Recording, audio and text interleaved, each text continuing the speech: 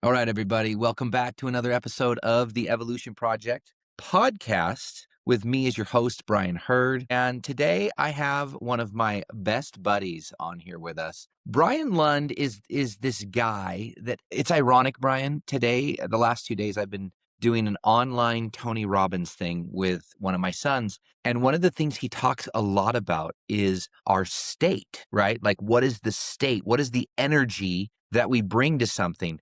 And I thought, how perfect is it that I get, a couple hours of Tony Robbins and then I get to hang out with one of my friends that if I had to say of my friends who embodies energy better than anyone, Brian Lund, you would be probably at the top of the list. There's just an energy about you. There's a vibrance about you that you love life and you love people. And I can feel that in your bones every time I'm with you. So one of my favorite things to do is share my friends with my friends. Brian, my hope today is that people are, some people aren't going to be able to see you, but I'd recommend if you go to Instagram, if you just look up Brian Lund, you can see pictures of a lot of the things we'll talk about today. Because Brian has gone through a complete evolution, mind, body, spirit. I wanted Brian to share his story because I think it's so empowering and there's so many nuggets in what Brian learned through direct experience. Brian, is it fair to say you've been through hell and back? Whoo, yeah, a couple times actually. A couple times. I didn't learn enough the first time, so I had to go back. So what I want you to do right now is I want you to take me back, I don't know, 6 years ago, 5 years ago? Yeah, let's just start at the beginning. Yeah, so 39. By the way, actually, you can go back further if you want to. I was thinking, you start where you think would be important for people to know. Let's start at 39. That's a Okay. good place to start. That's Okay. a good place to start. Yeah, because I had a health scare. And going into this health scare, if we rewind maybe 15 years, I was in I had gotten myself into finance. That was my chosen career path. That's what I was going to do. And so I got all the licenses, all the professional licenses that come with being in finance, right? And I was in finance for 15 years by 39. Hey, let's give a shout out to Morgan Stanley and those 2,500 calorie lunches. Let's just give a shout out to Morgan Stanley. We'll get into that. Thanks, Morgan. 15 years in and at Morgan Stanley at the time, and I'm behind the computer 8, 9, 10 hours a day sometimes, and just sedentary, just absolutely sedentary. By this time, 15 years in, age 39, I was 60 pounds too heavy. Give people an idea of what that looks like on your frame, Brian. You're about what, 5'11"?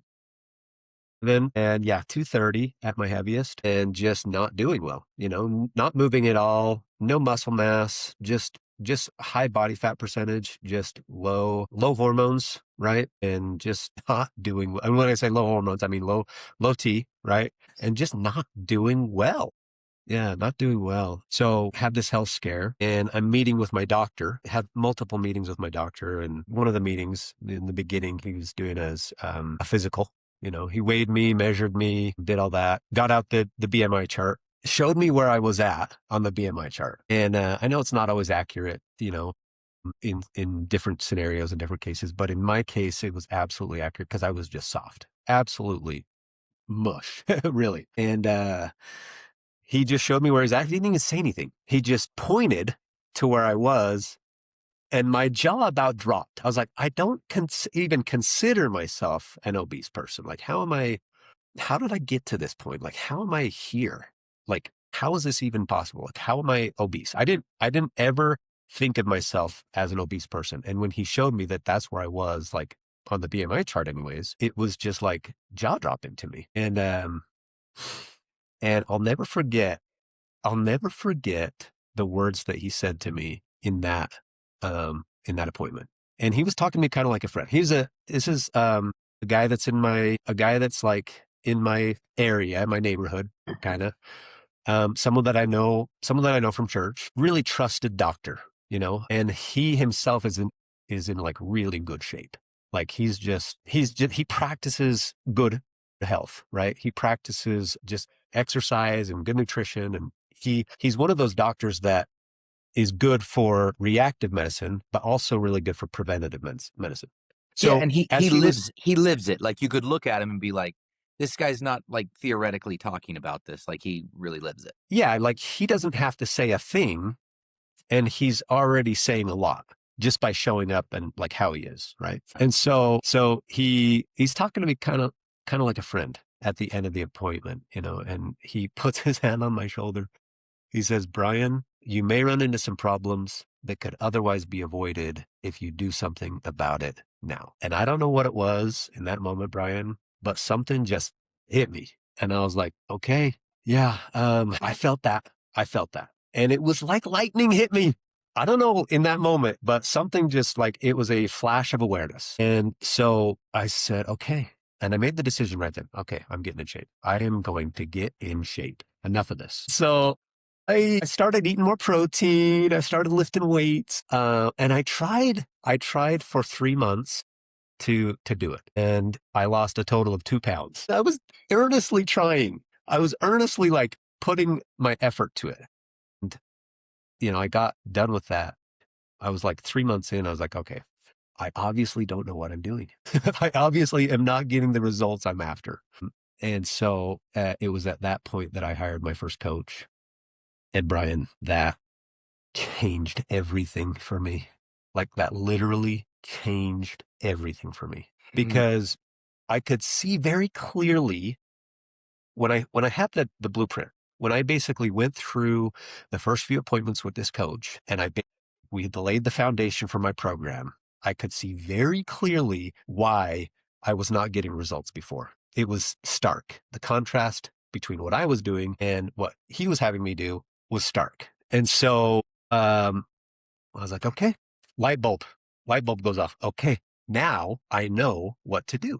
And so, and the thing that was cool was like, not only did I know what to do, but he was right there with Yeah. me, a team. And so I wasn't perfect at it, right? I'm human. I made mistakes. I didn't always hit the mark exactly the way I wanted to. And he just reminded me, hey, you're human. You're human.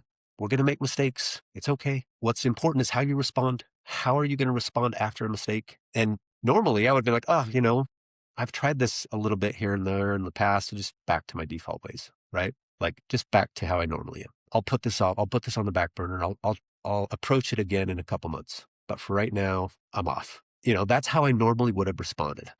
But it was so cool to have those like that accountability with him to where it was like, okay, yeah, yeah. So you didn't quite hit the mark exactly the way you wanted. We get to try again. Mm. You actually get to allow yourself grace. You get to allow yourself grace. How cool is that? Yeah. How cool is that you actually get to allow yourself grace? Would you say you were a graceful person towards yourself before that, or was that like a new concept for you? So I have always been pretty hard on myself. Yeah. Always been pretty hard on myself, and still even am today, right? And I think that lends itself to advantages and disadvantages, right? Hmm. But it was so nice to basically hear that and be like, okay, yeah, so the past is over. What I did yesterday doesn't matter. I didn't hit the target exactly the way I wanted yesterday, but I get to try again. And so now I'm just trying again. All right. So it took me 8 months, but I lost 60 pounds. And this was natural. No shots, no pills, no nothing, right? Nutrition and exercise, right? And just hard work. Learning what to do, right? And getting reps.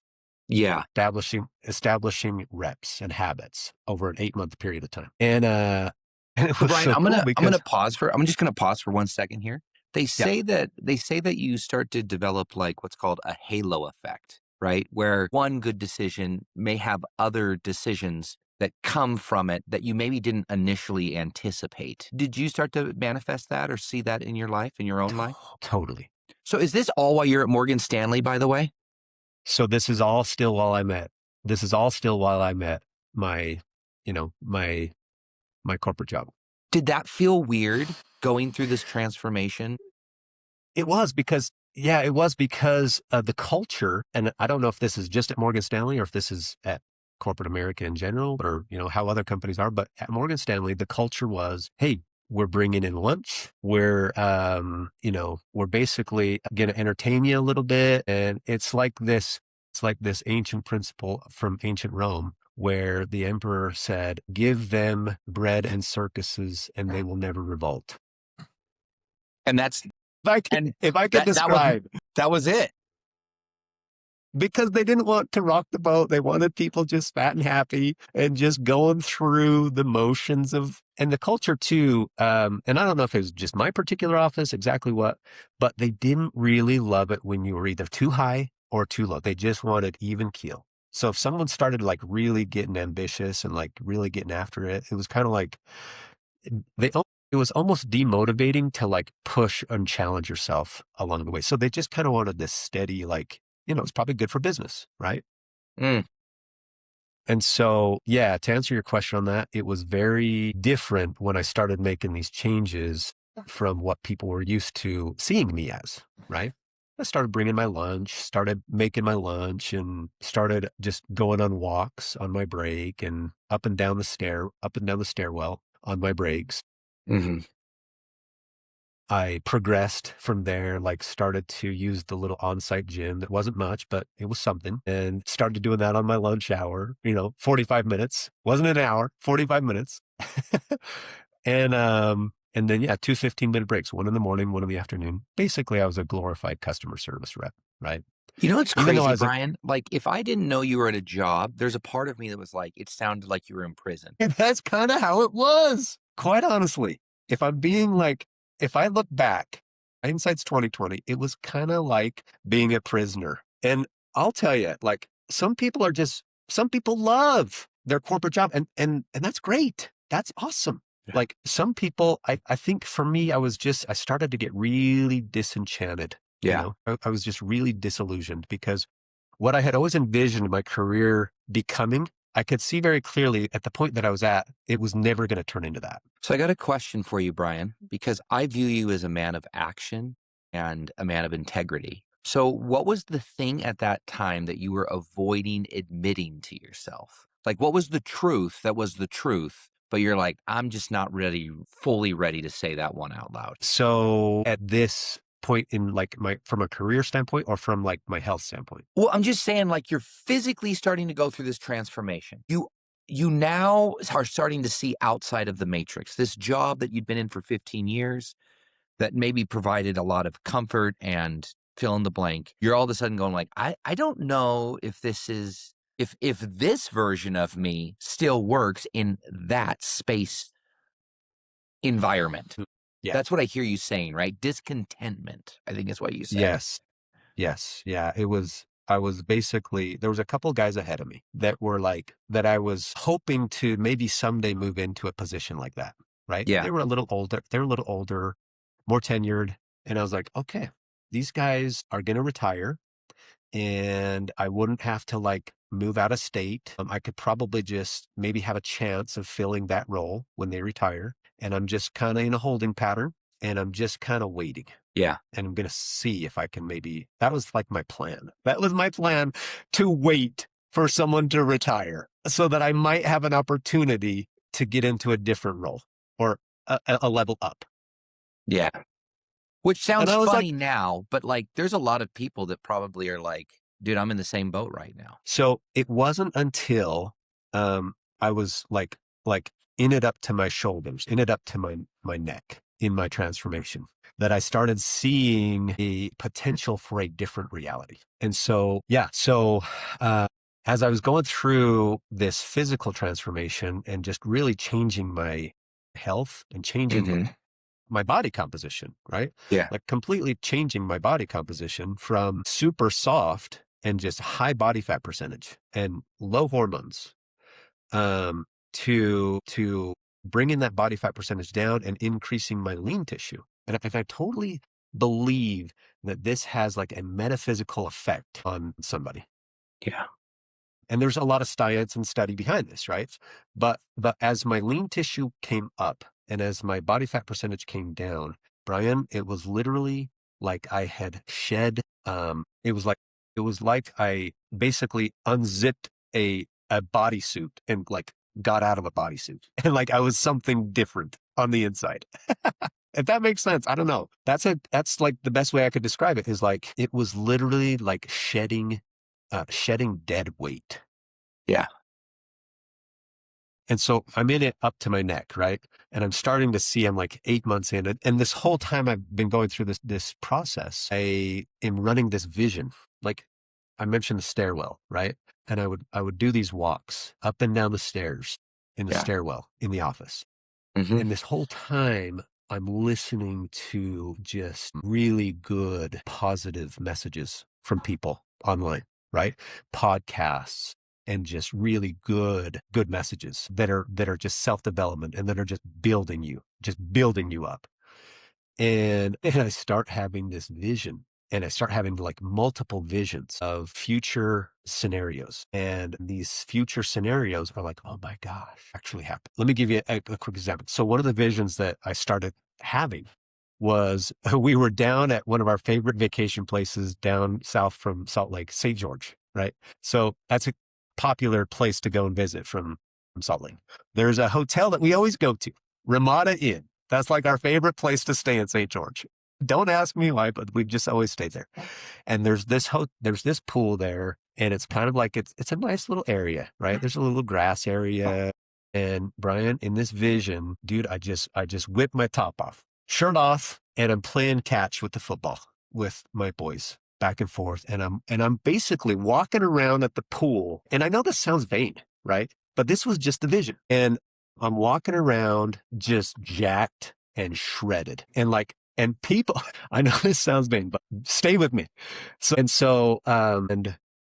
seeing how people viewed me in that moment of like, oh my gosh, I've seen guys like that, like online, or I've seen guys like that on in magazines or whatever, on Instagram or whatever, but I've never actually seen someone like that in person. Like, holy shit, like, what is this, dude? And I'm just there, like, enjoying fully with my boys and my family. And my wife's proud of me. And my wife is like just nothing but pure respect. And my boys are just in admiration. And my boys are like, oh my gosh, that's my dad. That is my dad. Dude, I get emotional, right? Because this was so impactful for me. Yeah. This vision of a higher self. And so, I played that vision over and over as I was walking in the stairwell, up and down the stairs, up and down the stairs, up and down the stairs, up and down the stairs. That vision just replayed over and over and over and over and over. And so I could see very clearly the impact that this was having on me. And I could see very clearly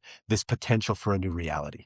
And then I'd go back to my desk and I'd like metaphorically strap the chain back onto my ankle and I was back to work, which there's nothing bad with that, right? There's no harm in diligent hard work, whatever the field is, right? Yeah. But for me, I was done. I was done. So as I was going through this process and seeing how much impactful it was for me, I started saying, okay, you know what? I do this. Like what my coach is doing for me, I want to help others do that. Mm-hmm. I want to do this. And so that was really like a driving factor for me, you know, in like not only doing it, but like doing it like really to a high level, high level. So that was another like driving, motivating piece was like, okay, I got to get out of here. I'm going to do this. And that's that. And so as I got closer to this, like 60 pounds weight loss, people started asking me, dude, what are you doing? What's your routine like? How are you doing this? And I found my coach online. I found my coach on Instagram. And so I basically said, okay, this is how I found him. I'm sure other people could find me this way. So I started posting my routine, posting my basically methodology, like tips and whatever on Instagram. And so I started coaching people for free. They'd ask me questions and I'd answer their questions. And they'd have a question about like a certain lift or, what I was doing at my I'd post my workout routine basically and just lots of different stuff. And I'd get all these questions and people replying through my stories and DMs, right? And I'd answer questions all the time. And then I'd develop some relationships with people and about, hey, if you want, I'll just coach you. You want to do this? You want to do this? And people would be like, yeah, let's do it. And so I basically coached for free. I coached for free. I was looking at it today, actually. I coached for free for about 13 months. Didn't make a dime. Just answered questions, put people on a program, didn't have software at the time, didn't have like really anything going in So terms of like, while you're working at Morgan Stanley, right? yeah. So you So have in a the evening, full-time job and you're coaching. yeah. So I was just working my full-time job, right? 8, 9, 10 hours a day. And then I would come home and then I would coach as I would moonlight.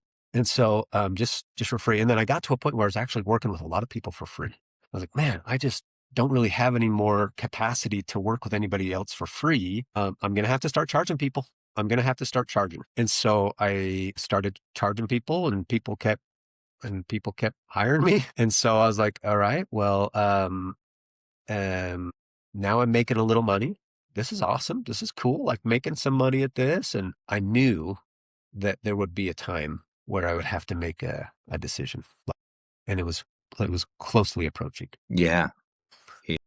And so I knew there was a decision coming in the horizon. Like here I am, 15 years deep into this like professional career, and I can see what I'm doing now, and I can kind of see off into the distance a little bit, like what this might eventually turn into. And I knew the answer to that decision. I knew the answer. What I didn't know was, will I have the courage? Will I be brave enough to do it? Because 5 kids. Yeah.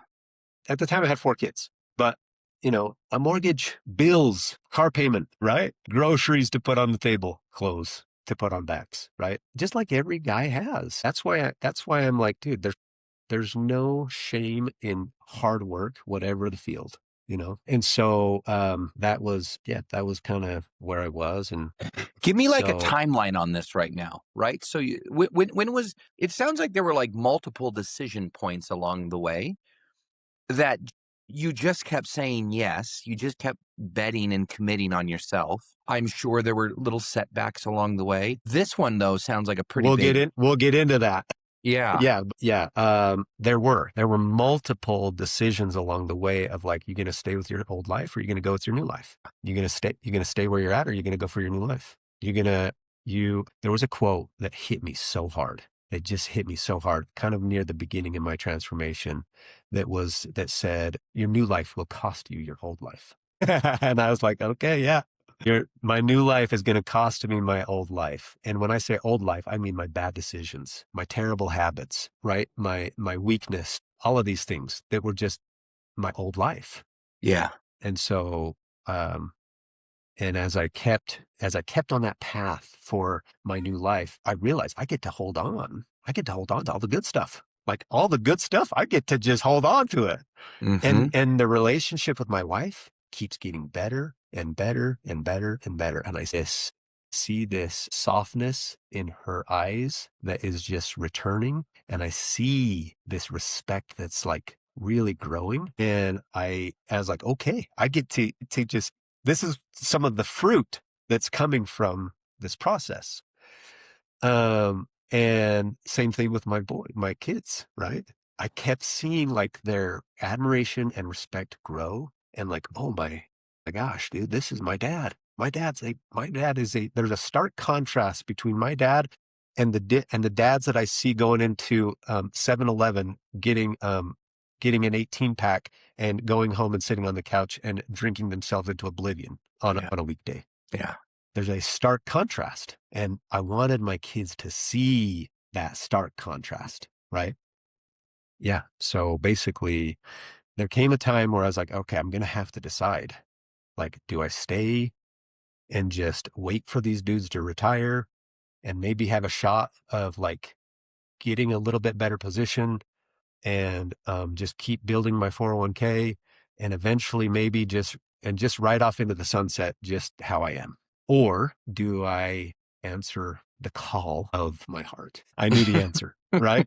I already knew the answer, but it was there again. It was like, will I have the courage to Yeah. answer the call? Yeah. And so, yeah, so it did. It came to a point. It came to a point where I was like, okay, I'm kind of making enough part-time to where I could cover my bills, like a little, maybe a little bit. I could dip into savings if I Yeah. needed to. I could, I could access different things if I needed to. Okay. So I'll never forget the day that I submitted my resignation. And in the exit interview, my boss was like, well, what are you doing? Like, what's causing you to leave? And I told him my plans. I said, oh, I'm going to become a coach. Brian, the look on his face was like, you're going to leave this steady job to go become fitness and like health coach? Yeah. Are He you couldn't serious? understand it. He could not understand that. No way. I mean, the corporate Kool-Aid is very, very sweet, right? Yeah. And so he just looked at me like an absolute moron. What are you doing, dude? What are you doing? And he kind of actually gave me a bit of a hard time the whole way through as I was going through this 8-month process. And not only him, but the guy that was above him, like a senior manager, they were just kind of like, what is this guy doing? He's like running in this stairwell on his lunch breaks. He's coming back from lunch, like, sweaty because he just got done working out. And he's reaching into the fridge where he's got like this really good whole, like nutrient dense meal that he prepared and brought. This was the same guy that was going down to JCW, like me.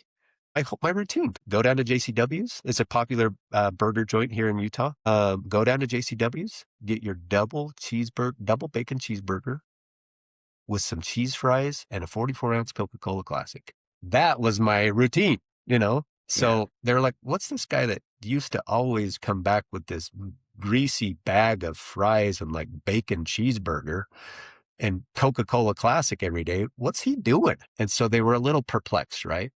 Yeah. Anyways, so yeah, I never forget the day that I resigned. I was like, okay, these principles that I've been practicing, these daily disciplines, this code of conduct that I've been practicing for about 18 months, it's time to see if this pays off.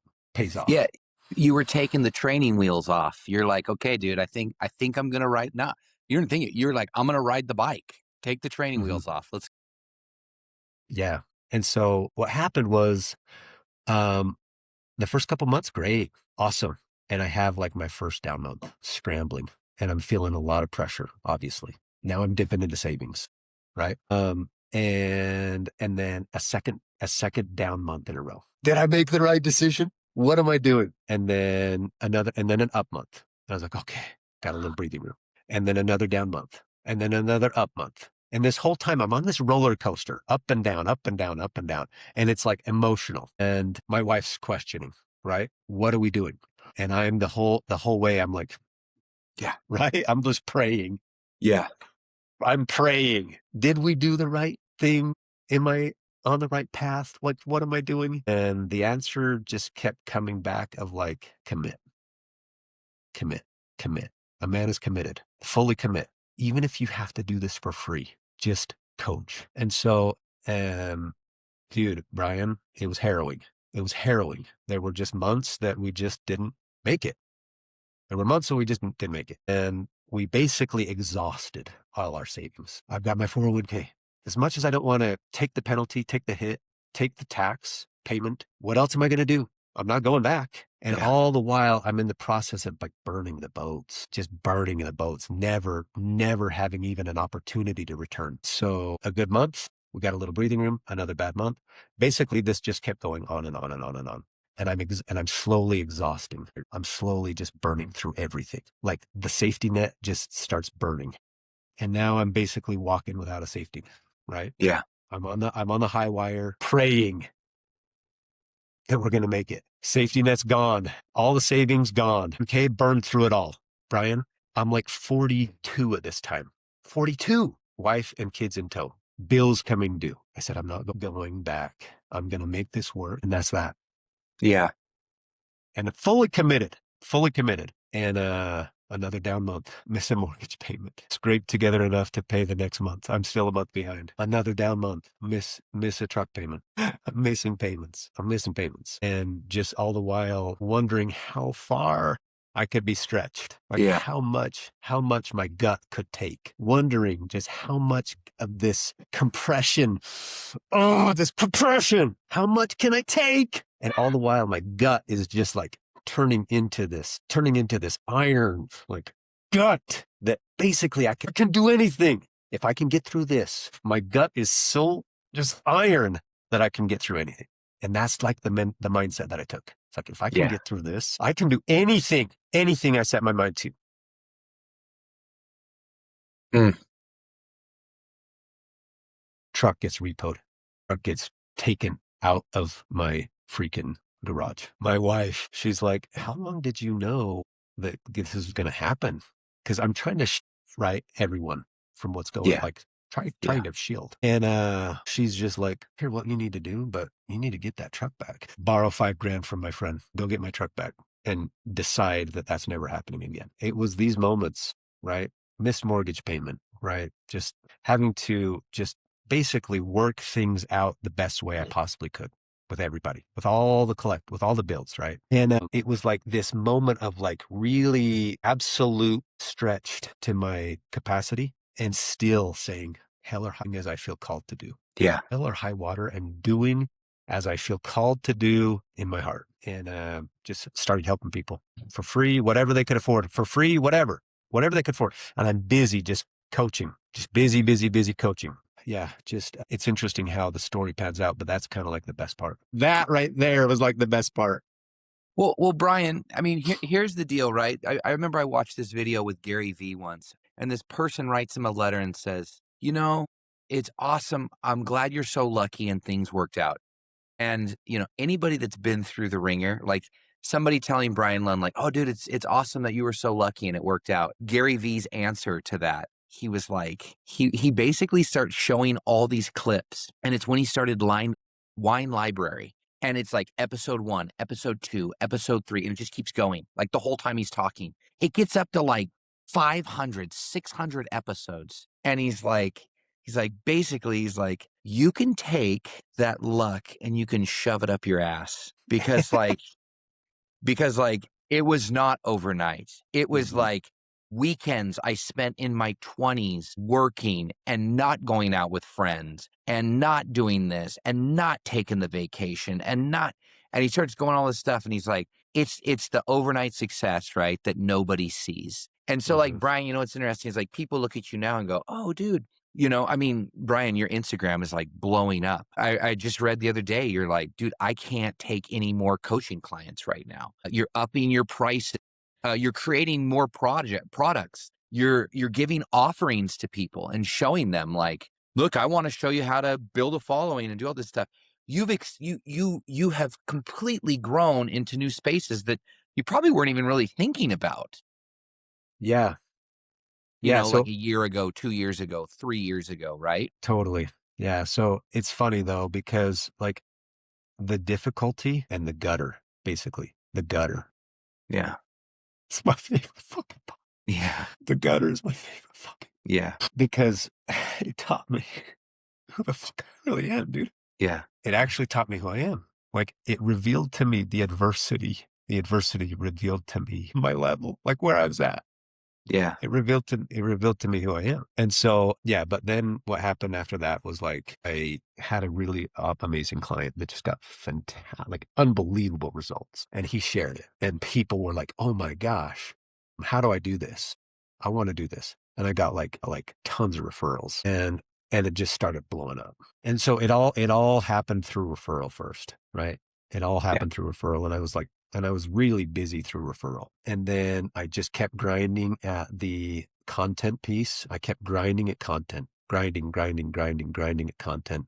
And then content started to really take off. And I said, okay, now I get it. Now I understand the language of the algorithms. Now I understand what it takes to like get views. Now I understand what it takes to connect with people in a very short period of time.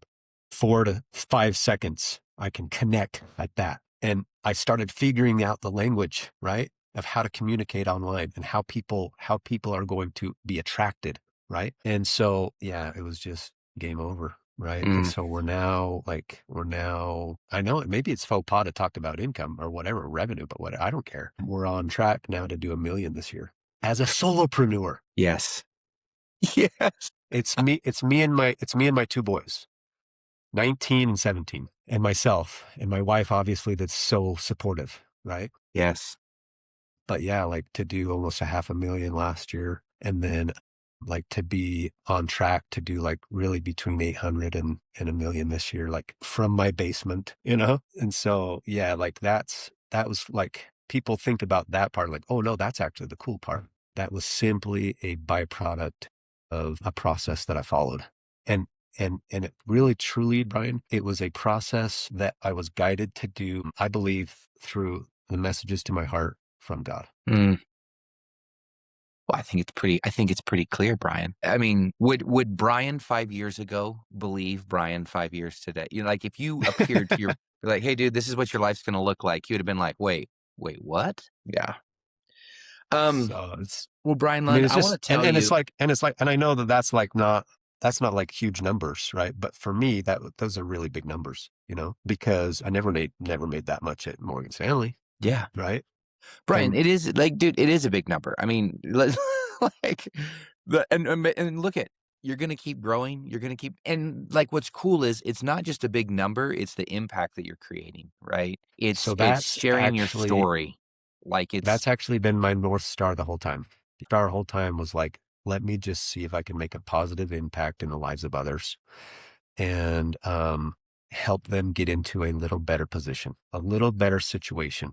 Brian Lund, you are a scholar and a gentleman and a gift to the world, and I love you. And I'm so grateful that I've met you and the impact you've had on my life and thousands of people's lives. And you're going to keep doing it. And thanks for sharing your story.